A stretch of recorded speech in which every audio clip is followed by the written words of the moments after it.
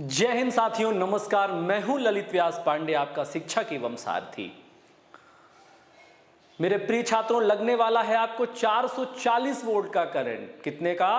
बिल्कुल, या यूं कहिए कि भाई 11,000 का कहीं नहीं लग जाए। बहुत खतरनाक सूचना देने वाला हूं, बहुत डेंजरस जानकारी देने वाला हूं, और ये कुछ लोगों के लिए डेंजरस और कुछ लोगों के लिए ये गुड न्यूज भी हो सकती है। मध्य प्रदेश सब इंस्पेक्टर की वैकेंसी जो बहुप्रतीक्षित है, बीते 6 सालों से नहीं आई है, आखिरी बार 2017 में आई थी, वो लगभग फाइनल हो गई है, घोषित हो गई है। 500 पदों के लिए परीक्षा लेगा आपका जो व्यापम की जो संस्था है वही आपकी परीक्षा लेगी, इस बात से आप आश्वस्त रहिए। PHQ यह एग्ज़ाम कंडक्ट नहीं कराएगा।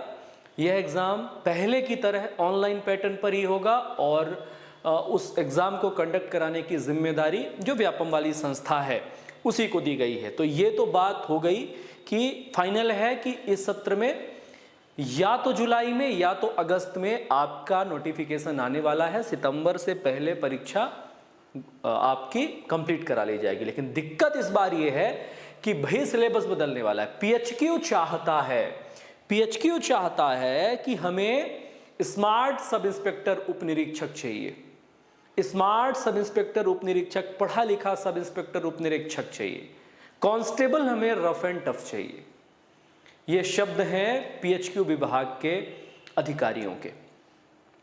ये सेम टू सेम शब्द हैं PHQ विभाग के अधिकारियों के कि मुझे कांस्टेबल रफ एंड टफ चाहिए, जो हर परिस्थिति में, हर कहीं पर भी अगर उसे कीचड़ में दौड़ने के लिए कह दिया जाए तो वो कीचड़ में दौड़ने से पहले उसका ईगो हर्ट नहीं हो, रफ एंड टफ हो, मानसिक रूप से वो इतना दृढ़ हो।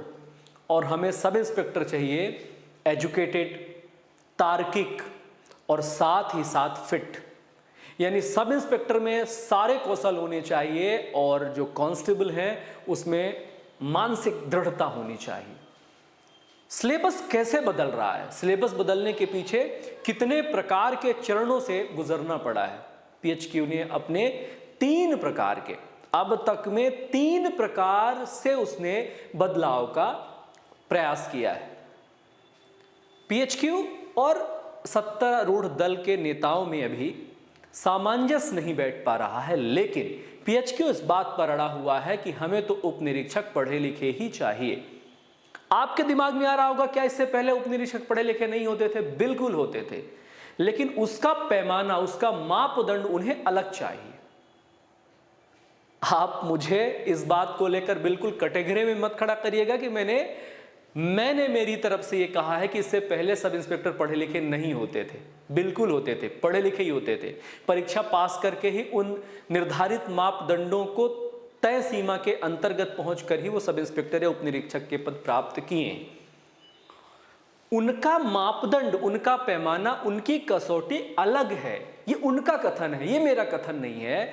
PHQ के आला अधिकारियों का, जो इस प्रक्रिया को पूरी करवाता है, जो रिकमेंडेशन भेजता है, जिसके अंतर्गत कई प्रकार के बुद्धिजीवी प्रतिनिधि होते हैं, अनुभवी प्रतिनिधि होते हैं, उनका ये कहना है कि मुझे अलग कसौटी के हमें उप निरीक्षक चाहिए, सब इंस्पेक्टर चाहिए। तो इस पूरे के पूरे प्रक्रिया में 2 प्रकार की परीक्षाएं कराने का प्रावधान उन्होंने रिकमेंड किया था। उसमें से पहला सेक्शन प्रीलिम्स का और दूसरा सेक्शन मेंस का, जिस प्रकार से MPPSC, UPSC या अन्य परीक्षाएं होती। प्रीलिम्स के पेपर के बाद वो मेंस का पेपर चाहते थे, मेंस के पेपर में बाकायदा सब्जेक्ट डिस्ट्रीब्यूट करना चाहते थे, और मेंस वो डिस्क्रिप्टिव चाहते थे। लेकिन इस बात पर सहमति बनती नहीं दिखी और पूरी तरह से इस प्रस्ताव को खारिज कर दिया गया, और यह पैटर्न बनते बनते रह गया। तो जो लंबे समय से आपका सब इंस्पेक्टर का वैकेंसी पेंडिंग में है, वो केवल इसी वजह से है। तो यह पहला प्रस्ताव खारिज हो गया। दूसरा प्रस्ताव आया कि ठीक है भाई साहब, हम मेंस नहीं कराते, लिखित मेंस नहीं कराते, लेकिन एक पेपर हमें निबंध लेखन का चाहिए, जिससे जो हमारा उप निरीक्षक हो वो अच्छा समीक्षक, अच्छा विवेचक बने, उसके पास शब्दकोश की शैली हो, उसके पास वाक्पटुता हो, वो वाक्यों का संतुलन बनाना जानता हो, वो विवेचना करना जाने। तो जब वो निबंध का अभ्यास करेगा तो इस प्रकार के हमें उपनिरीक्षक मिलेंगे। उपनिरीक्षकों का काम भी यही है। ये बात लगभग तय हो चुकी थी कि हम एक पेपर लेंगे, जिस प्रकार के पेपर होते हैं, ऑब्जेक्टिव किस्म के पेपर होंगे, बहुविकल्पी पेपर होंगे, और एक पेपर होगा 100 नंबर का जिसमें निबंध लेखन होगा। निबंध की भाषा हिंदी होगी। मध्य प्रदेश में निबंध की भाषा क्या होगी? हिंदी होगी। काफी इस चर्चाएं हुई, बुद्धिजीवियों तक ले जाया गया, नेताओं तक ले जाया गया, अनंततो गत्वा इसको भी खारिज कर दिया गया। यह प्रस्ताव समझिएगा। दूसरा प्रस्ताव जो पीएचक्यू द्वारा भेजा गया उपनिरीक्षकों की भर्ती के लिए, जो नया पैटर्न है, तो यह प्रस्ताव भी खारिज कर दिया गया। जो तीसरा प्रस्ताव जिस पर सहमति बनती दिख रही है, अगर जुलाई में भर्ती आ जाती है, जुलाई में भर्ती आ जाती है तो बदले हुए पैटर्न के साथ आएगी। लेकिन भर्ती अगर विलंब होती है, लेट होती है, अगस्त तक आती है, तो उसमें संशय रहेगा, उसमें संदेह रहेगा कि नया पैटर्न है या पुराना पैटर्न है। अगर जुलाई में भर्ती आई तो आपका जो सब इंस्पेक्टर है वो 650 अंक निर्धारित करेंगे आपको उपनिरीक्षक बनने के लिए। 650, ठीक सुन रहे हैं आप, कितना? 650। अभी तक 210 अंक हुआ करते थे। 100 नंबर का जनरल स्टडी का पेपर होता था, 100 नंबर का भाषा का पेपर होता था, और 10 नंबर का इंटरव्यू होता था। लेकिन अब वो पैटर्न बदल गया है। लगभग Uttar Pradesh police sub inspector की तरह, लगभग बोल रहा हूं, पूरा बिल्कुल नहीं बोल रहा हूं। कॉपी करने से पहले शब्दों पर जरूर ध्यान दीजिएगा। लगभग पर, जैसे वहां 2.5 नंबर का एक प्रश्न होता है, 2.5 मार्क्स का एक क्वेश्चन होता है यूपीएसआई में, सब इंस्पेक्टर में। यहां 3 नंबर का एक प्रश्न होगा। प्रीलिम्स होगा, उसके बाद मेंस होगा। प्रीलिम्स क्वालिफाइंग होगा मेरे प्यारे छात्रों। प्रीलिम्स क्या होगा? क्वालिफाइंग होगा। ध्यान दीजिएगा। सब इंस्पेक्टर के 500 पद आ गए हैं, नियम बदल गए हैं, इसी पर हम लोग चर्चा कर रहे हैं। नियम बदल गए हैं, हम लोग इसी पर चर्चा कर रहे हैं। और क्या नए नियम होंगे, इस बात पर हम आगे जाने वाले हैं। ध्यान दीजिएगा। कर्मचारी चयन मंडल भोपाल, गृह मंत्रालय के अंतर्गत उपनिरीक्षकों की भर्ती होने वाली है, लगभग तय हो गई है। ईएसबी में, ईएसबी का जो आपका वेबसाइट है अभी उस पर नहीं डला है, शीघ्र ही इसका नोटिफिकेशन जारी कर दिया जाएगा। यह पेपर की कटिंग है जिसमें स्पष्ट रूप से लिखा है कि प्रदेश में अगस्त में शुरू होगी 500 उपनिरीक्षकों की भर्ती। अगस्त से पहले भी नोटिफिकेशन आ सकता है, आप लोग इसके लिए तैयार रहें। मध्य प्रदेश पुलिस उपनिरीक्षक में क्या है संभावना, मैं आंतरिक न्यूज और एकदम लेटेस्ट अपडेट देने जा रहा हूं आपको। तो लेटेस्ट अपडेट के लिए हम लोग छोटी छोटी बातें करते हैं। जैसे देखिए, न्यू पैटर्न की बात कर रहे हैं। न्यू पैटर्न मीन संभावित पैटर्न। न्यू पैटर्न का मतलब है कि हम लोग संभावित पैटर्न की बात करने वाले हैं। क्या है संभावित पैटर्न? देखिएगा, पहला प्री होगा। पहले क्या होगा? प्री होगा। प्री जहां तक चांस बनता है कि 100 प्रश्नों का ही प्री होगा। 2 नंबर का एक प्रश्न होगा कि 1 नंबर का एक प्रश्न होगा, ये रूल बुक आने के बाद निर्धारित होगी। तो एक ही प्रश्न पत्र होगा प्रीलिम्स में। अब उस एक प्रश्न पत्र में, जैसे कि आप लोग एमपीपीएससी में 2 प्रश्न पत्र देखते हैं, एक जीएस का होता है और एक सीसैट का होता है। तो जीएस और सीसैट को सामूहिक रूप से मिला करके प्रीलिम्स का एक पेपर तैयार किया जाएगा, जिसमें जाहिर सी बात है मैथ्स और रीजनिंग का वेटेज अधिक होगा। उसके बाद आपके जनरल अवेयरनेस होंगे, साइंस एंड टेक होंगे, और कुछ व्यवहारिक ज्ञान वाले जीएस होगा, सामान्य ज्ञान होगा। तो 100 प्रश्नों का ये क्या होगा? एक आपका प्रीलिम्स होगा। 100 प्रश्नों का ध्यान रखिएगा। 100 अंक मैं नहीं बोल रहा हूं, ये 100 अंक होंगे कि 200 अंक होंगे, ये निर्धारित होगा कब? ये निर्धारित होगा रूल बुक आने के बाद। तो प्रीलिम्स का जो पेपर है वो 100 प्रश्नों का होगा। 100 प्रश्नों का आपको प्रीलिम्स देना पड़ेगा। बहुविकल्पी होगा, बहुविकल्पी ऑनलाइन होगा। ये अफवाहें बिल्कुल समाप्त कर दीजिए कि ऑफलाइन पेपर होने वाला है, बिल्कुल नहीं। और ये पेपर बिल्कुल व्यापम की जो संस्था ईएसबी है वही आयोजित कराएगी, और पीएचक्यू रिकमेंडेशन भेजेगा। इसमें पुलिस विभाग द्वारा किसी भी प्रकार का हस्तक्षेप नहीं रहेगा। तो अपने दिमाग में चल रहे हैं इस प्रकार की जो अफवाहें हैं उनको आप इग्नोर कर दीजिए। आइए आगे बढ़ते हैं। तो अगर पेपर का पैटर्न बदला, तो बदले हुए पैटर्न में जिस पर आम सहमति बनती दिख रही है वो है कि पहले हम लोग प्रीलिम्स में जाएंगे। प्रीलिम्स 100 प्रश्नों का होगा। 100 प्रश्न में क्या होंगे? 100 प्रश्न में आपके मैथ्स होंगे, रीजनिंग होगी, मैथ्स होगा, रीजनिंग होगी, सामान्य ज्ञान होगा, जीके होगा, साइंस होगा और हिंदी के आपके अनसीन पैसेज टाइप के जो क्वेश्चन सी सैट में होते हैं वे होंगे। थोड़ी बहुत हिंदी ग्रामर होगी। यहां 10 गुना लोगों को, जैसे 500 भर्ती है तो 5000 लोगों को चयनित किया जाएगा। 10 गुना लोगों को चयनित किया जाएगा मेरे प्यारे छात्रों, 10 गुना लोगों को चयनित किया जाएगा। कितने लोगों को चयनित किया जाएगा? 10 गुना लोगों को चयनित किया जाएगा। 10 गुना लोगों को चयनित किए जाने के बाद आप जाएंगे मेंस में जाएंगे और मेंस में 1 महीने के अंदर ही आपको मेंस देने का अवसर मिलेगा। ऐसा नहीं है कि एमपीपीएससी की तरह आपने पहले प्री दिया और 8 महीने बाद मेंस दिया, बिल्कुल नहीं। आपकी परीक्षाएं प्रीलिम्स की खत्म हुई, खत्म होते से ही बच्चों को शॉर्ट लिस्टेड करके उनका एडमिट कार्ड जारी कर दिया जाएगा मेंस के लिए। यानी आपको मेंस के लिए बहुत ज़्यादा तैयारी करने का बिल्कुल भी अवसर नहीं मिलेगा, मौका नहीं मिलेगा। सीधे आप मेंस में शिफ्ट हो जाएंगे। मेंस में जो पेपर होगा वो 2 पेपर होंगे। कितने पेपर होंगे? 2 पेपर होंगे। संभावित हैं 2 पेपर होंगे।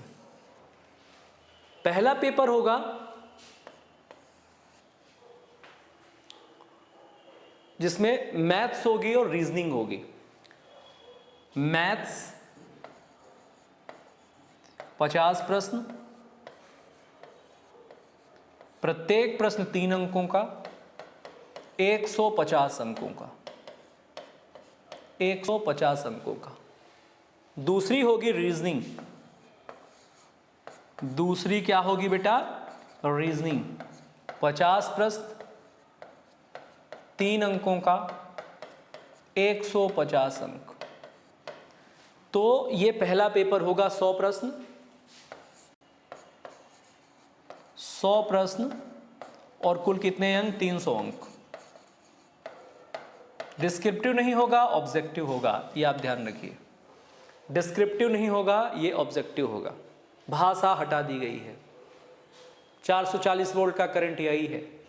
बहुत से बच्चे भाषा में अपने 80% मार्क्स मान के चलते रहे। भाषा हटा दी गई है, मेन से लैंग्वेज हटा दी गई है। उनने कहा मुझे लैंग्वेज से बच्चे नहीं चाहिए, मुझे अवेयरनेस वाले बच्चे चाहिए, मुझे व्यवहारिक ज्ञान वाले बच्चे चाहिए, मुझे रट्टू तोते नहीं चाहिए, मुझे जीनियस किस्म के बच्चे चाहिए। मैं बार बार कह रहा हूं ये मेरे शब्द नहीं हैं, ये पीएचक्यू के शब्द हैं। ये मेरे शब्द नहीं हैं, ये पीएचक्यू के आला अधिकारियों के शब्द हैं। अब इस पे उनकी क्या मानसिक स्थिति है ये वो जाने। अब जो दूसरा पेपर होगा उसको कहेंगे अपन जीएस पेपर। जीएस पेपर होगा मेरे प्यारे छात्रों। जीएस में हिस्ट्री और पॉलिटी के वेटेज की बात हो रही है। हिस्ट्री और पॉलिटी अधिक मात्रा में पूछा जाएगा, बाकी भी रहेगा। हिस्ट्री और पॉलिटी के अधिक क्वेश्चन होंगे, मध्य प्रदेश के कम क्वेश्चन होंगे, संतुलित क्वेश्चन होंगे, लेकिन हिस्ट्री और पॉलिटी से ज्यादा क्वेश्चन होंगे। जीएस में जो जीएस का सेक्शन होगा वो 50 प्रश्नों का होगा, 3 नंबर का, 150 नंबर का जीएस होगा। कितने का? 150 नंबर का जीएस होगा। साइंस एंड टेक, ध्यान दीजिएगा, साइंस एंड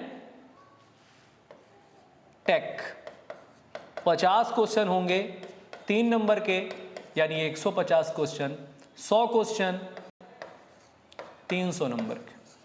कुल मिलाकर के जो लिखित परीक्षा हुई आपकी वो 600 अंकों की हो गई। लिखित परीक्षा कितने अंकों की हो गई? 600 अंकों की हो गई। हो सकता है लिखित परीक्षा को वो 500 अंकों का कर दें, हो सकता है, संभावना है। और 100 नंबर का वो फिजिकल करें। 100 नंबर का तो फिजिकल करेंगे ही करेंगे। तो अभी तक की मिली जानकारी के अनुसार 600 नंबर का लिखित परीक्षा है, बदलाव हो सकता है, ये 500 अंकों का हो सकता है, 100 नंबर का फिजिकल होगा। जब आप लिखित परीक्षा को क्वालिफाई कर लेंगे, यहां से 7 गुना लोगों को लेकर के वो फिजिकल में जाएंगे। यहां से 10 गुना लोगों को लेकर के गए थे, यहां से 7 गुना लोगों को लेकर के वो फिजिकल में जाएंगे। जैसे 500 भर्तियां हैं, 5000 लोग आए थे मेंस देने, 5000 लोग आए थे मेंस देने। 500 भर्तियों में 7 गुना लोग होते हैं 3500 लोग, यानी 5000 लोगों में से 1500 लोगों को फिर से डिस्कनेक्ट कर दिया जाएगा और 3500 लोगों के साथ वो जाएंगे ग्राउंड में।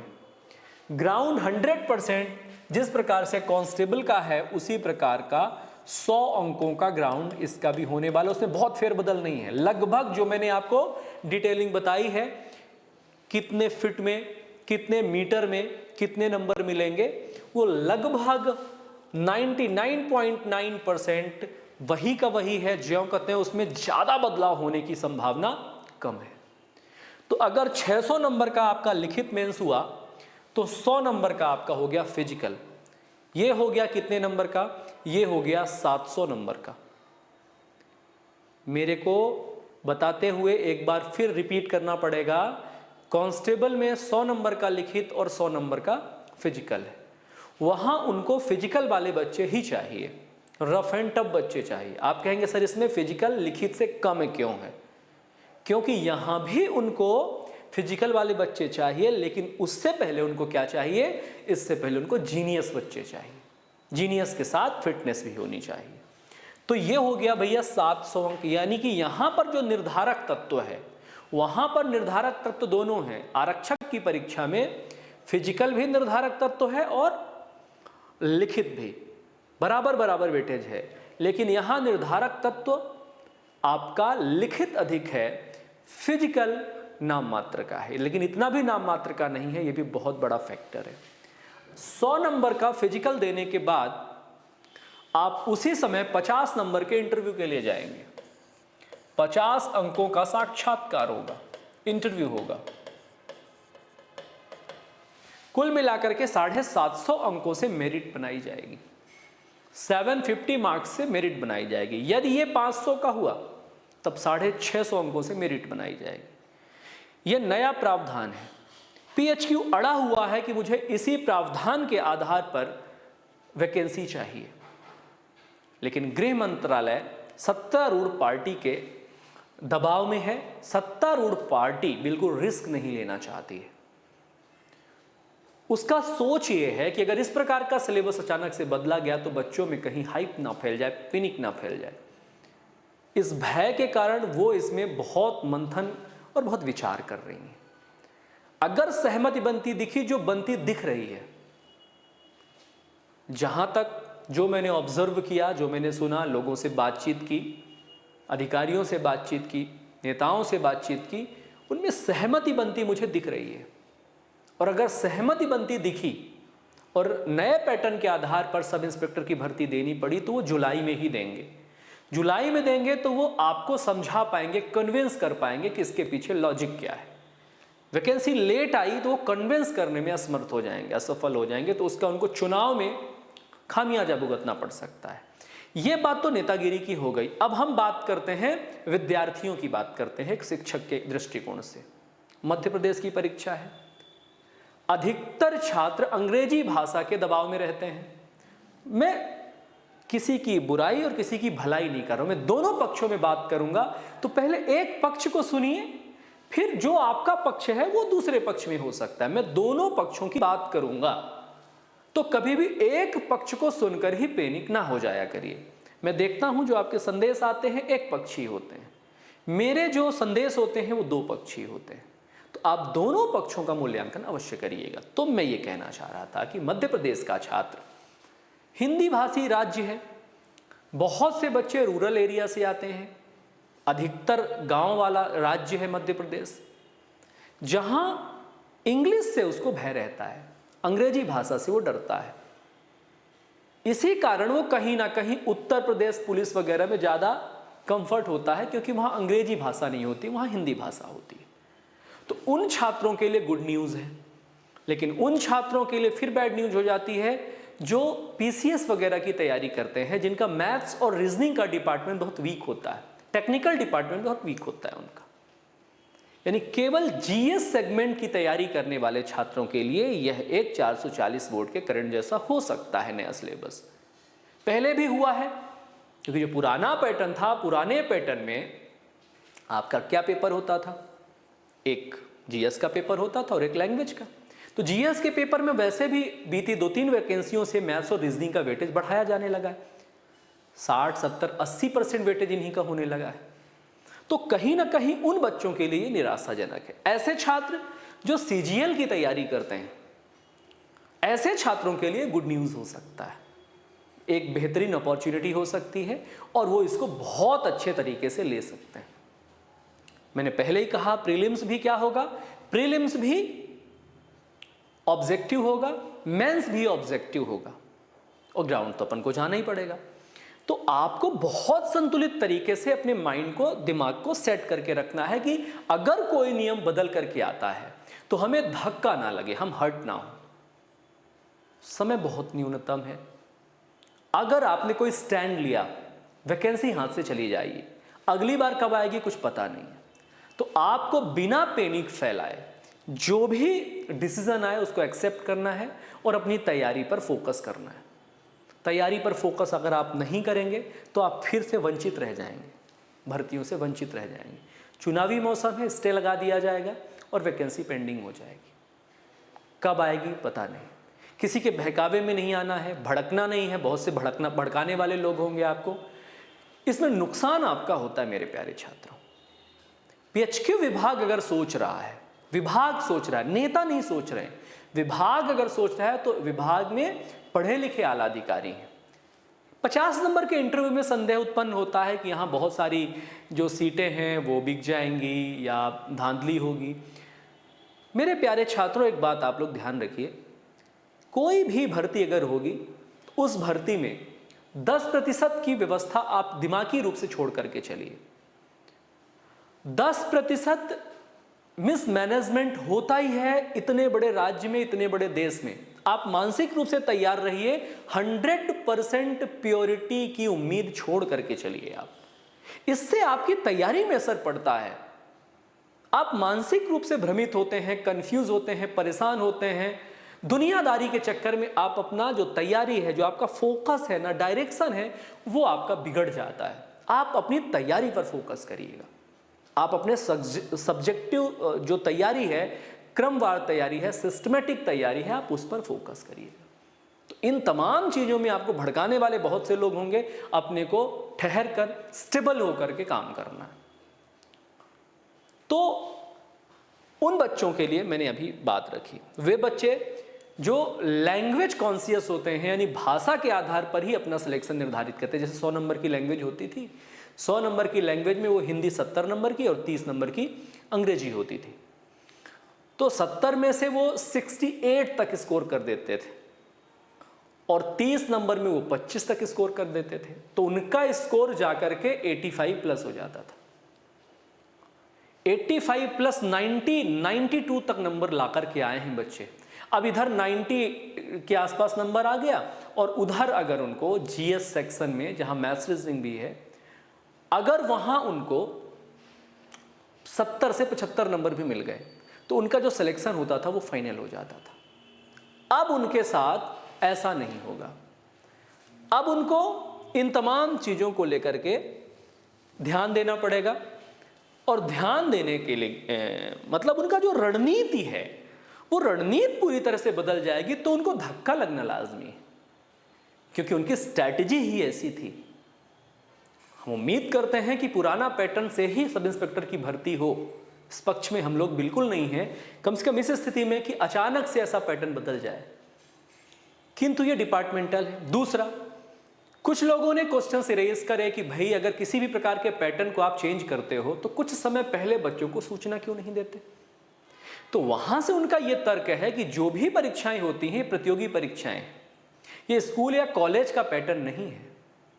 यानी कि आपको निर्धारित कर दिया जाता है कि इस लेवल के इस स्तर के ही प्रश्न पूछे जाएंगे और आप पढ़ लिख करके आए हुए हैं। पढ़ लिख कर आए हुए हैं मतलब आपने पूरी स्कूलिंग करी हुई है, आपने कॉलेज किया हुआ है, यानी कि सब इंस्पेक्टर की परीक्षा वो बच्चे देंगे जो कम से कम ग्रेजुएट हैं, कम से कम जो न्यूनतम मान्यता है वो ग्रेजुएट है, जिसमें आपके पास भाषा का ज्ञान भी है, आपके पूरे एकेडमिक में भाषा के ज्ञान के साथ साथ आपको सामान्य विज्ञान का भी ज्ञान है, सामान्य तकनीक का भी ज्ञान है, गणित और रीजनिंग का भी आपको ज्ञान है, हिंदी का भी ज्ञान है, अंग्रेजी का भी ज्ञान है। तो किसी भी प्रकार का जो बदलाव होगा वो इन्हीं विषयों के आधार पर होगा। मैं आपको पहले से जानकारी क्यों दूं? इसका मतलब है कि आपकी एकेडमिक क्वेश्चनेबल है, मतलब आपने एकेडमिक तैयारी सिर्फ डिग्री हासिल करने के लिए की है। तो इन तर्कों पर इसके विपरीत कोई तर्क हो नहीं सकते। उनका कहना भी सही है कि हमने अब तक की जो पढ़ाई करी है उसी पढ़ाई के मद्देनजर रखते हुए सिलेबस डिजाइन किया जाता है।